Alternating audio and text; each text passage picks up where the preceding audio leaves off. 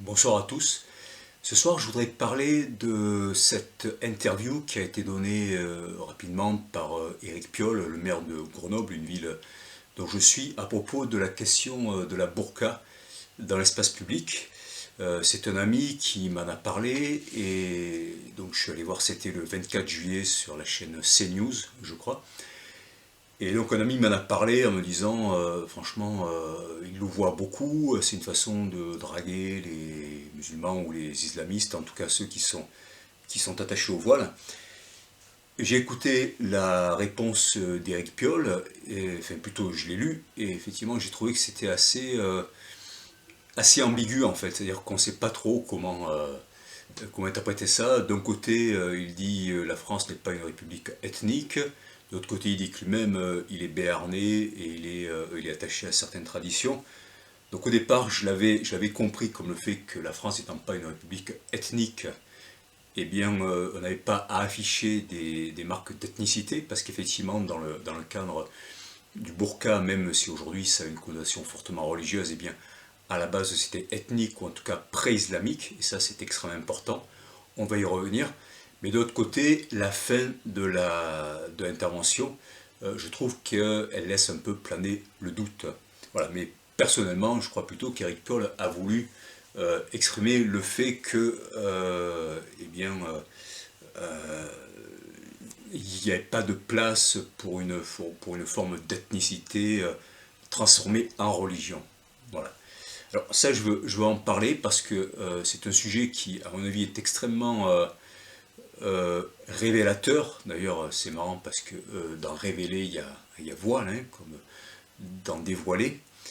Il y a un proverbe qui dit le diable est dans les détails. C'est-à-dire le diable est dans les détails. Ça veut dire que si on ne se préoccupe pas assez des détails, eh bien ça risque de se retourner contre nous. Il y a comme ça une petite histoire qui dit à cause d'un clou, on a perdu un fer à cheval. À cause d'un fer à cheval, on a perdu un cheval. À cause d'un cheval, on a perdu une bataille.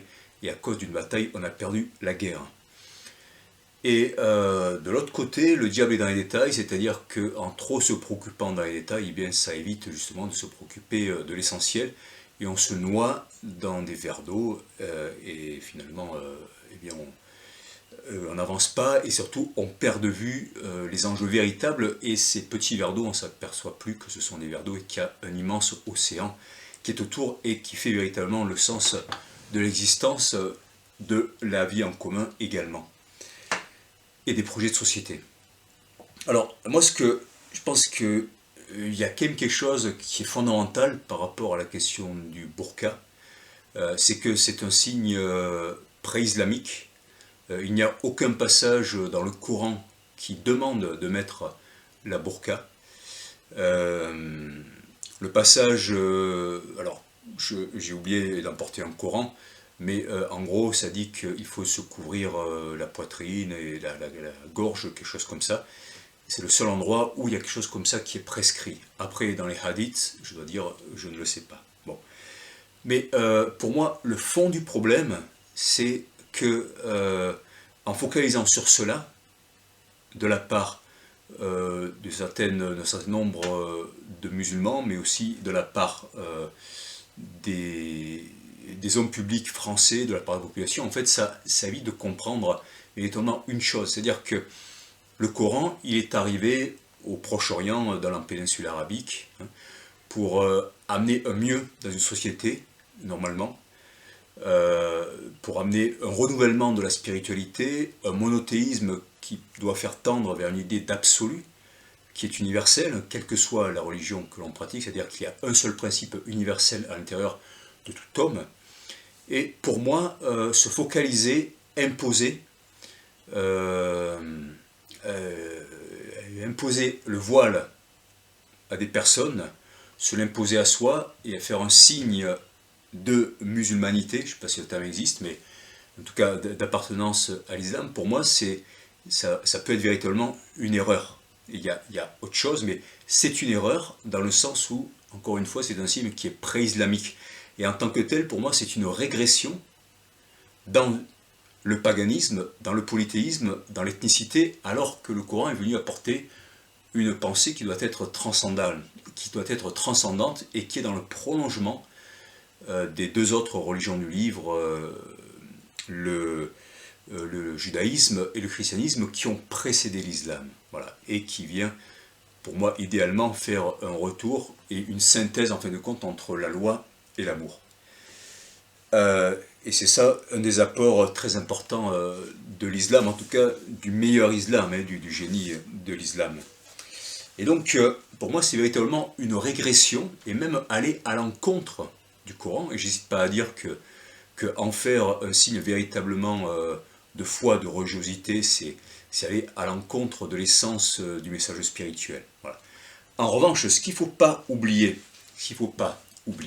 en fait, c'est qu'on est dans un contexte de guerre contre le Proche-Orient depuis en gros la guerre de 1945, avec des décisions qui ont été prises au début du XXe siècle, avec le partage, les accords Sykes-Picot entre la France et l'Angleterre pour se partager le Proche-Orient, alors qu'on incitait les Arabes de l'Arabie Saoudite et du Proche-Orient de manière générale à rentrer en guerre contre l'Empire ottoman en leur promettant un grand État pan-arabe, et que, à peu près au même moment, ça c'était en 1916, et bien en 1917, il y avait la déclaration Balfour qui promettait l'installation d'un foyer juif en Palestine. Voilà.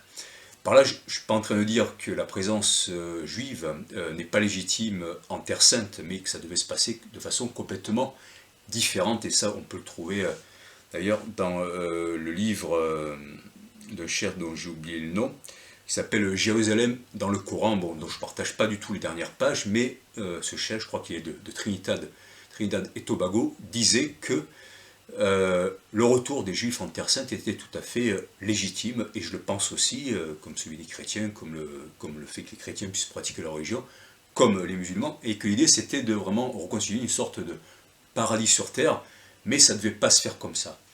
Où je veux en venir par rapport à ça, c'est que, bien évidemment, et ça on ne le dit pas assez, et même des intellectuels parfois avec qui j'en parle, je crois que c'est le domaine aussi du tabou, eh bien, la burqa, le voile de manière générale, les différents voiles, c'est aussi un signe pour un certain nombre de personnes, hein, à côté du signe simplement de religiosité, quand je ne parle pas du voile intégral, eh bien c'est la façon d'exprimer sa position, sa dénonciation, sa colère.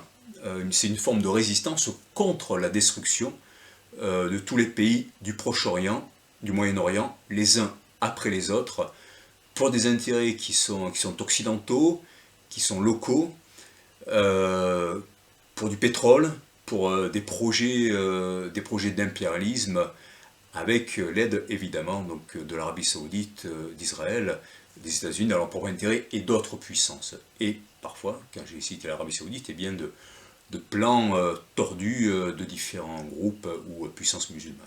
Voilà. Et donc, il est évident pour moi qu'il ne faut surtout pas cautionner cela. C'est-à-dire que d'un côté, il faut dénoncer le fait que c'est quelque part contre le Coran, donc c'est même de l'ordre du péché pour moi de porter ce voile.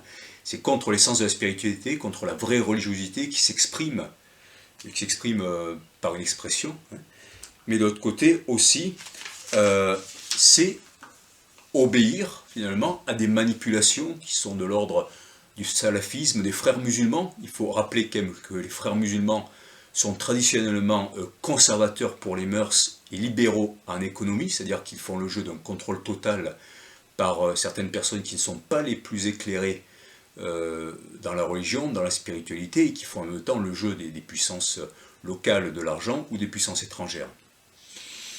Donc là, on est tout à fait à l'opposé du message religieux, qui est un message de dépouillement intérieur, mais en même temps de richesse intérieure, qui est un message de non-collaboration avec les puissances de l'argent, ou de non-soumission, pour vivre véritablement sa foi, de façon universelle, en apportant le meilleur de sa religion au reste du monde. Et du coup, c'est vraiment cautionner eh bien, la violence, l'argent, l'avidité de ces groupes salafistes qui vivent à l'opposé de ce qu'ils disent, à l'opposé de ce que dit le meilleur de la spiritualité musulmane, du soufisme, de toutes les voix qui ont capté vraiment